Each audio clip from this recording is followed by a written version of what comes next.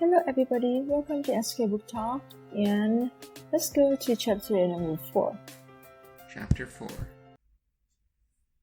This begins part 2, titled Desirable Difficulties. Malcolm starts talking about David Boies, who has dyslexia. It's a language processing disability, inability. Commonly thought just people read backwards, but no, they don't read backwards, they just can't read. It's very difficult for them to read. But, as he has done, he turns it around and says, could this be a bad thing? It's sort of like how we learn things. Soft is good. Soft is comfortable. But it's bad. Huh? When you're riding a bicycle for a long period of time, like you're doing a trip over days, you actually want a hard seat, not a soft seat. It's better for you. It's more comfort for you in the long run, as in after 8 hours. They say sleeping on a hard surface is better for your back, like tatami mats in Japan. Counterintuitive, but as we're discovering this book, many things are counterintuitive, but actually correct. So when you have dyslexia, you have to think more when you read. And that makes you better at answering certain questions. Complicated questions, questions that aren't as simple as they seem. Malcolm gives a few examples of cognitive reflection test questions. And he shows that the people who have dyslexia answer better. One question, for example, a bat and a ball cost $1.10 in total. The bat costs $1 more than the ball. How much does the ball cost? Well, most people would just say, well, 10. Well, 1 more than a ball. 1 plus 110 is 120. So it has to be 5. It's all questions we could do with this little bit of simple algebra, which we should all know. But the question is, how deeply do you think about it? And this is actually addressed in Daniel Kahneman's book, Thinking Fast and Slow. This idea that we have two systems. He's a brilliant mind, but he just doesn't write/name very well. System 1, System 2, who thought of that? But System 1 and System 2, and one is the intuitive system, the system that just works without us having to put in any effort. And then one is the other system, which actually requires brain processing power. Many times we'll use System 1, it's just easier. We're lazy, right? When we should actually be using System 2. One example he gives is heuristics, replacing one question with a simpler question and saying they're equivalent when they're actually not. For example, buying a stock. Say you want to buy a stock like a car company. Ford, I like Ford. They're a good stock. Well, I'm sorry, sir. It's not quite so simple.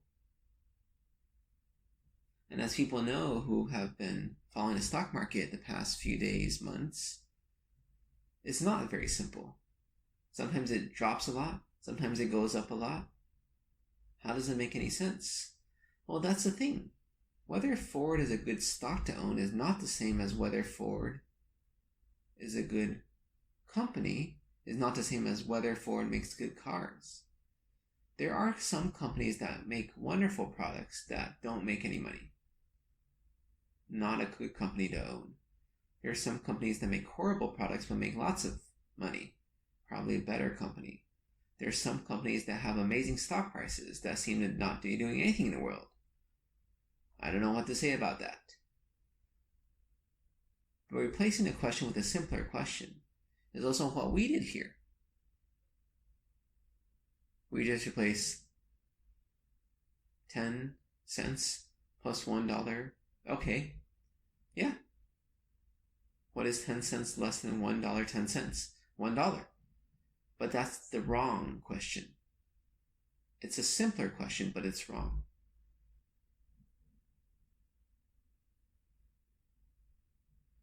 So Malcolm goes on to talk about how dyslexics had a hard time through school.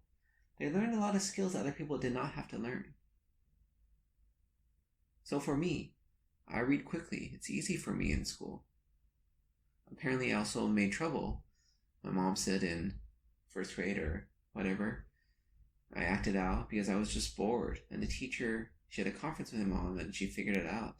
And she gave me more tasks to keep me entertained. So she said, if you read like 5 books in like a week or 2, then I'll treat you out to McDonald's. So I did that, and it worked out much better. And she ended up winning Teacher of the Year. But did I miss out? Because I didn't learn these other skills. I didn't learn negotiating skills. I didn't have to negotiate for grades, because my grades were good.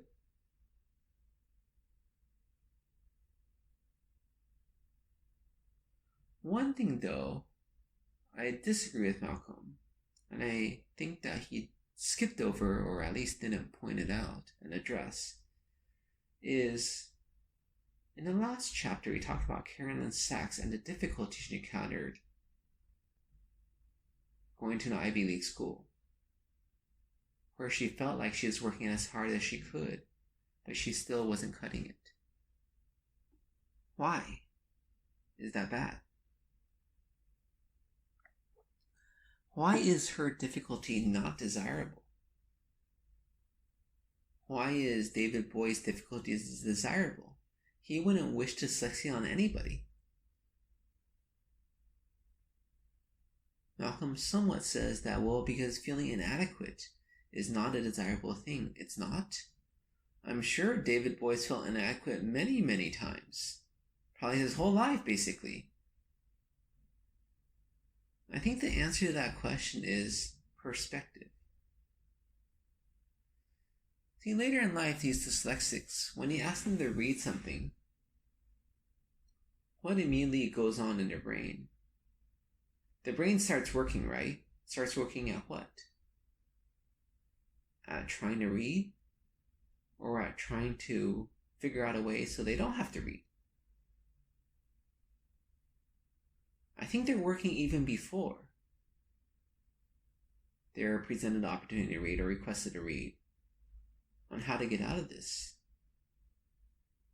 Anticipation. I remember doing this. I went to summer school in middle school one year, and because of my name, I guess my name is, my name sort of jingles. The teacher would always find things that rhyme with my name. Sometimes be Sexy Sean or something like that, and everybody would laugh.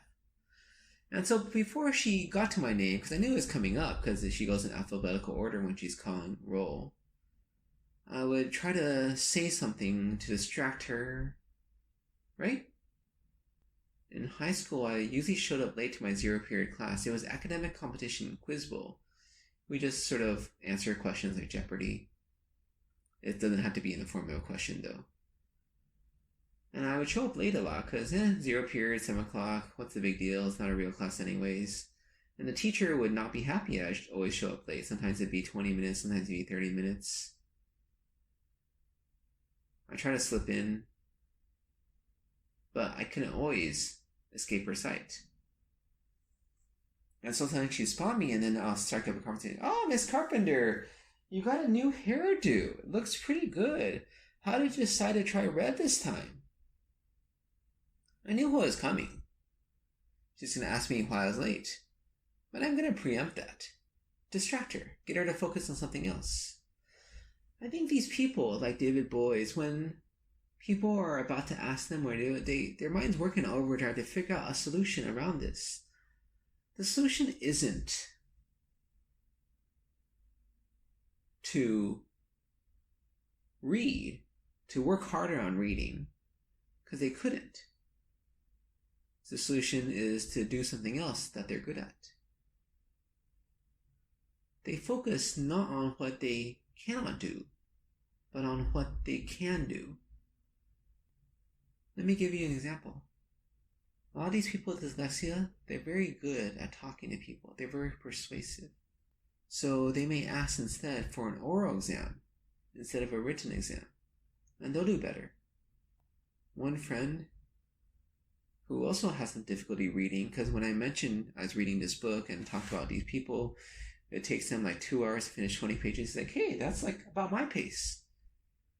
He did poorly in school, but he finally made it. And he realized that he didn't learn by reading. I guess he reads very slowly. He learned by doing, by listening. So he started listening to lectures very carefully.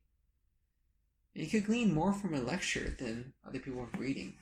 It's the opposite for me. In school, a lot of times I didn't go to lectures. I didn't need to. I could read it. It would be much faster and I remember it better. Because sometimes I remember exactly where on the page it is, even. Malcolm uses a term called capitalization to describe people like Tiger Woods. People who start very early with a talent and get better because they're already talented. So when Tiger Woods was really young, like 1 or 2 years old, apparently he already hit a ball. So he plays more, his dad encourages him to play, and he likes playing because he's good at it. Versus if you're not good at it, right? And so when you're not good at something, right, oftentimes you feel like giving up. When you're good at it, you'll persist. And so these people, these dyslexics, these people with learning difficulties, if they focus on doing something they're not good at, they won't get very far. Because they're just not good at it. Their brain doesn't work.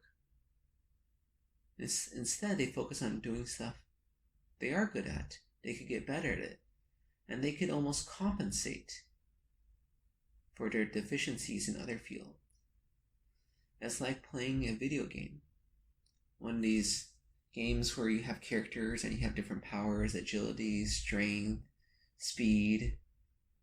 Many characters are imbalanced. Somebody's very fast but has no armor. But they don't need armor because they never get caught. They're just a long-range archer. So if they were to improve their abilities when they level up, would they improve their speed or improve their armor?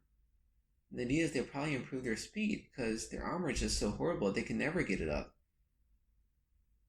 They could get it up to 5 when another person who's built to be a tank is at 20 already. It's just, there's sort of no point. Just get better at what you're good at. And that's what these people did. And I think the idea of why Carolyn Sachs had difficulty and didn't continue on is because she wasn't able to change her perspective. She focused on what she could not do. She worked really hard, but she couldn't make it in her science courses. And part of that is the expectation that she's going to do well. She thought she was smart. She goes to a big school. She's now in a big pond. She's not a big fish anymore. If she didn't have the expectation that she was smart, maybe she'd be satisfied with just passing, and she could have finished her degree in the sciences still. But it's hard to change her perspective, right? When I went to school at Berkeley, I find it okay. It was hard. Definitely there are lots of smart people. I remember meeting James Merriweather at their reception in the beginning of the year for the scholarship winners. He was this guy who was brilliant in math. I think one of his parents was a professor at the local college. But we had a math meet in our county in high school. And I went for fun because I'm just not good at it compared to everybody else. And he was a whole standard deviation above anybody else in terms of winning. Like nobody else was even close. And this is Orange County, California, not a poor area. And he was there, fiddling at the fence by himself. And I saw him and I ended up talking to him and I asked him, why did he go to Berkeley, right? Because he's so good. He's like, well, didn't you know Berkeley has the best math program? So I didn't know that. Now I do. But Berkeley has a really good engineering program. But what I could focus on was how my friend went to Stanford and I only got into Berkeley. He was number 1, I was number 2. I thought Berkeley was an inferior school, but soon enough I forgot that. Because I realized engineering was not so simple. It was actually pretty hard. And the thing is, for engineering, I wasn't that smart. Now, I wasn't dumb. I was probably middle of the pack, maybe a little bit higher than middle of the pack. But to get good grades, to perform, I needed to work really hard. I had a friend from middle school who also went to Berkeley, and she worked really hard. And she would tell me, if you just don't do anything, you get like your B or C. If I don't do anything, I'll fail. If I work really hard, I can only get a B. As in, it's not fair. I had two choices. One is to get with it, start working hard. And that's actually what my friend did at Stanford, because we both relaxed, didn't do much in high school. I mean, our 4-year GPA, we were 0.2 above anybody else. Nobody was even close. But he learned to work hard. And I feel like, this idea that Carolyn Sachs worked really hard and said she couldn't make it, I don't buy it, because I don't know how hard she worked. And I feel many people, when they say they worked really hard, they have no idea what hard work is, right? And that's the problem. They may think they're working really hard, but they're not. And that's also the problem, because they think their strength is their intelligence. And now it's not a strength anymore. I'm reminded of a story of my friend. He came over when he was in middle school from Taiwan, meaning he doesn't speak English well, can't read or write well. And he was thrown into middle school and then a good high school. People were taught at this school. It's one of those very competitive schools in the greater Los Angeles area. He had a hard time. He just wasn't that smart. He'll tell me he's not that smart, but he could just work hard. But the funny thing is, who taught him that? His dad. His dad would sit and talk to him and say, "Look, son, you're just not that smart." Can you imagine a dad telling his son, "You're not that smart"? His dad says, "Son, but you could work hard." His strength became not his intelligence, but his ability to work hard. Other people would study 6 hours until midnight. He would study until 2 a.m., 2 extra hours. And that made a difference. He got into a decent high school. A decent college. He made it into residency after his medical school. He didn't go to the best schools, but he's now a dermatologist, his goal. But he knew how to work hard. He knew that was his strength, and he could work harder. And that's one difficulty with people like Carolyn Sachs, who thinks she's intelligent. You can't really improve on your intelligence unless you're distraught when it's not enough. But you could always work harder. End of chapter 4.